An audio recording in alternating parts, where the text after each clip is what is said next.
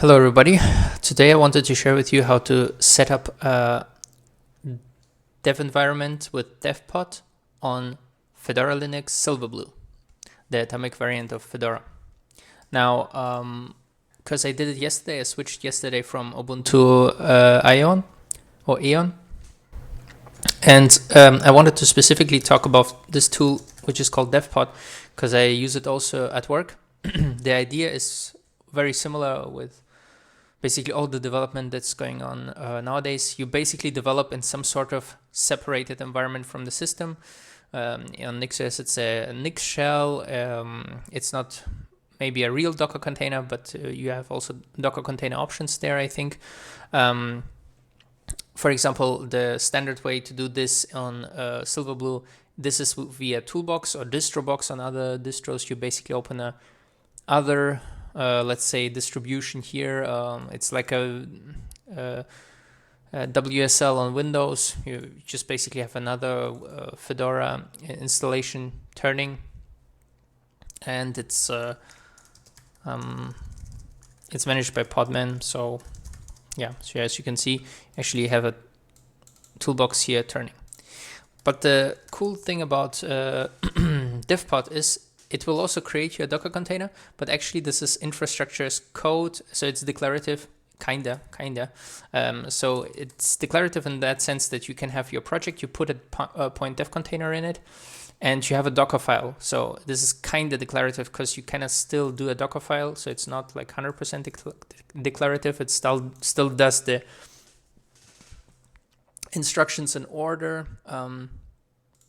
Let me just tweak this one in order, but at the end you hopefully get a container which kind of works.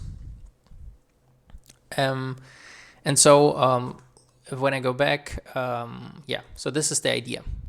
Now we have some issues I had with installing this on Silverblue. The first issue I encountered is the SELinux, and basically on the Devpod side you have actually an SELinux issue which is present here. So basically, if you use any distro which uses SELinux like Fedora, you can have this permission denied error when you try, basically your container starts building, and when he tries to mount or upload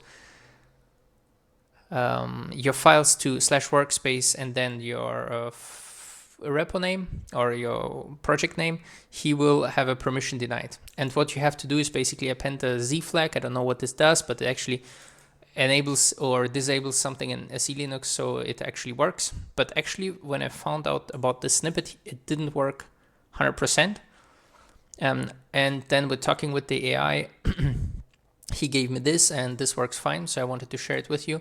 Basically, you give it a workspace folder. Again, what wasn't working here was this variable, for example, I think wasn't actually evaluating. So I had workspaces and then really dollar brackets local workspace folder base name in it, like a folder in it. So I think something changed in their interpretation. I think this is not up to date anymore. But yeah, so I did it like this. So you write your basically your Devpod ID name or the name of your project, basically what you specify right here. When you do a Devpod ls, yeah, you see it here. Basically, when you do a Devpod up, what you tell it as ID, this name here, or also in the GUI, you also have a field for it. But yeah, when I did this, it worked fine. This was the first issue. Let's actually start it so we can discuss it further, how Devpod works. So first of all, when it actually starts, now my container is already created, so it will just open it. When he actually starts it, he will normally add something in your SSH config, which is a snippet. Actually, here should be a new line, but whatever. He will add some sort of snippet like this, and he will add your proxy command. And so if you run this, it basically will evaluate the proxy command, and you will be hopefully inside the container. Yeah, don't worry about this. This is just Starship. But yeah, I'm inside the container. As you can see, I'm in the workspaces learn closure.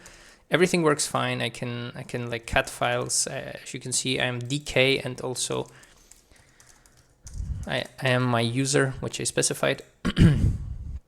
But yeah, what is the idea here?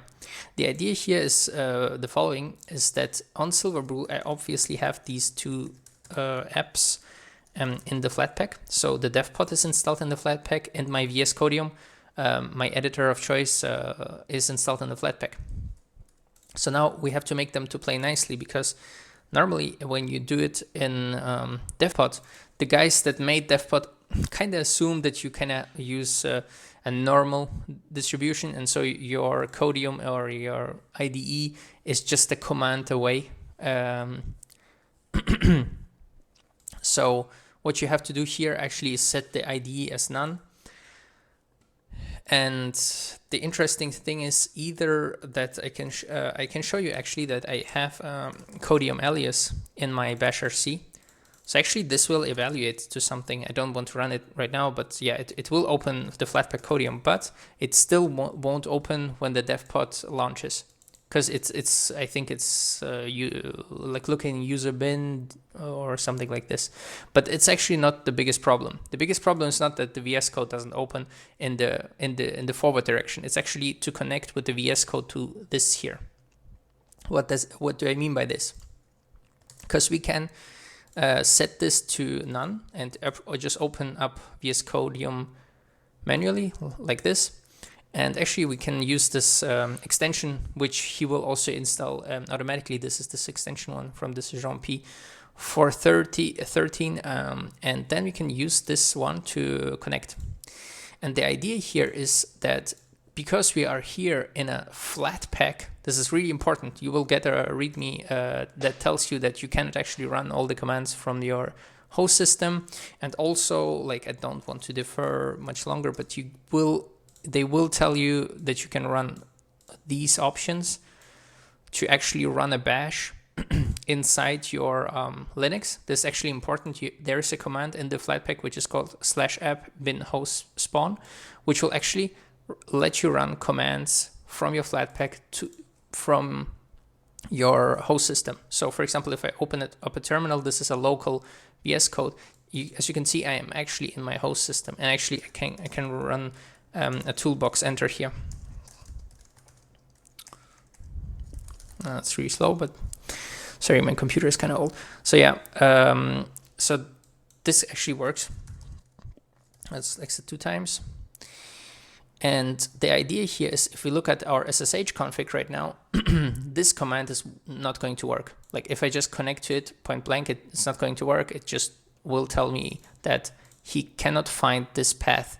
And so what I need to do here, what I wanted to share with you, is like after a long search and thinking about it, you actually add this host spawn command, or you can add the full path, which is like app, what is it, like app bin host spawn. Yeah. Either way, this works for me. And now if you do it, as you can see, I'm already connected with my shell. This is going to be important. So here I'm already in the project, so I'm kind of fine. And now I will connect with VS Code. So I will just click it and open it in the same window. And as you can see right now, this is going to take a few seconds. My computer is like, I don't know, like 15 years old. I'm kind of sorry for that, but yeah, you will see the closure Learn project that I actually created, videos coming. And yeah, if you just delete the REPL, I hope this... Damn. All this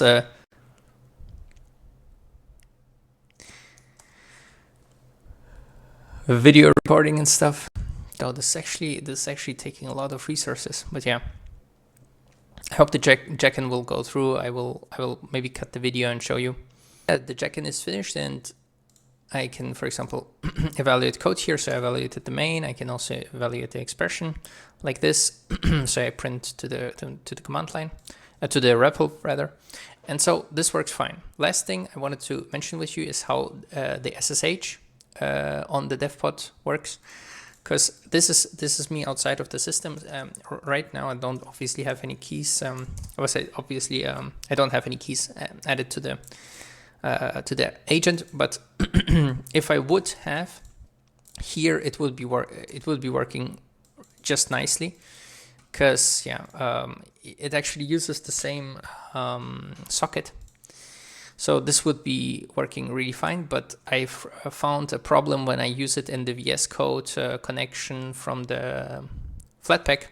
Here it will encounter errors. So if I basically do the same thing here, as you can see, no such file directory. So it is just using, because I think it's another process. It's using another socket, and I added.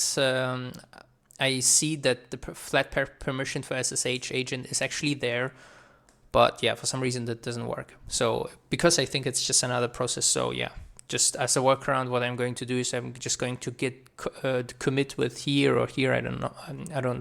Doesn't even matter how I can commit, but just the git operations I will just push or pull like this. Right now it's not going to work, but in my next video I will just have a key in there and then it will work. So this is actually the whole of the video. So I'm kind of happy. This one day I played around with Silverblue. I'm kind of happy with it. It's kind of cute. So but it's kind of I'm not quite sure what to do with it, because for now what I wanted to tell you at the end of the video, I actually found out about this other cool project which is called Bluefin. Let's get the project page. This is like their homepage. So this is Project Bluefin, and what they basically do, they are part of the bigger project Universal Blue. So uBlue, uBlue, Universal Blue. And basically this Universal Blue project, what they do is, this is very bright.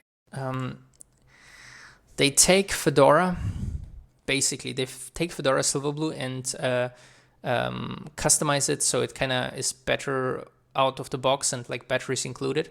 So they have a KDE version which is called Aurora. They have a thing for your handhelds, like for the Steam Deck, for example, or like for other appliances, which is called Bazite. You cannot see it because of the Bazite. Then they have Bluefin. This is basically the GNOME version. I'm a big GNOME fan user. I don't particularly enjoy KDE, although I used it, but and also the server version, whatever. For me, it would be like this one, maybe. What I actually also found out is that they have documentation. Where's the documentation? Try out documentation. So this is kind of documentation to it, what they kind of install on top of GNOME. They have like a store, they have Starship, which is kind of cool. They have like other stuff like for Logitech and libRedBackD. I actually know this. To sync your devices. Some dash2dock. I'm not quite sure what to do with this. Okay, I've tried. Some for applications which actually have something in the tray. It's kind of cute. This I also have like this, and distro shelf. They actually use DistroBox, not Toolbox, but same spiel. At the end of the day, I actually found out that they do actually use also Devpod. So I don't know how, because I never used this one, but somehow you can get it to work, and I think it should be like a good out of the box experience if it's on their docs page. And I didn't use this distro because I kind of heard about it, but I wanted to try Fedora Silverblue out of the box, because my philosophy is that I use I don't use derivatives. So basically, if somebody pointed gun to my head and let me use Ubuntu, I would never use even Linux Mint or something or some other Ubuntu derivative. I would be using straight Debian, and I'm just like that. I kind of think it's kind of for me it worked out quite well to not ever use a derivative. But right now, while making these videos and stuff like that, I actually realized that maybe this would be a cool improvement. It is kind of a bit more bloat, quote unquote, but for example, all the drivers and the codecs are installed in this one. So I had, for example, also a bit of problems with recording these videos and stuff, because I had like to install codecs, and yeah, maybe I will look into it. But for now, I'm pretty happy with Silverblue. It's kind of minimal. So yeah, just wanted to tell you that this seems like a really cool option, this Bluefin project. So yeah, just something to look out for. But I hope I helped you out. If you want to try out Devpod, you can try it out. It's really cool. If you want to try out Silverblue, it's also really cool. It's basically the new modern era of atomic Linux distributions.